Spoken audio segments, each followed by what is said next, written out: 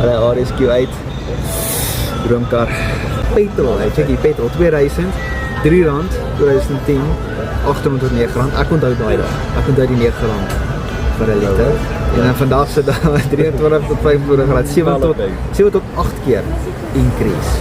So ja, so daai average 5 tot 6% inflasie rate is Dis maar net 'n guideline eintlik. Ja, wat het jy gesien kos diesel gister? R29 per liter.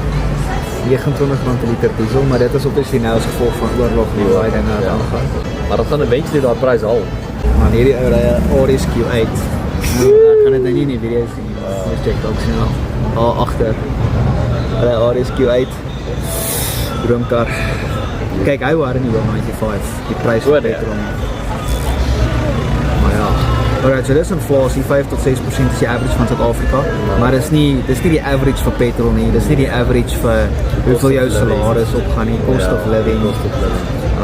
Ja, inflasie is definitief, so jy moet definitief hierdie goed inbereken wanneer jy kyk na retirement planning.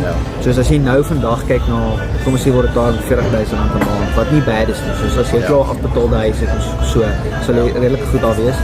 Ja, maar kom ons sê jy retire so 20 tot 30 jaar vanaf.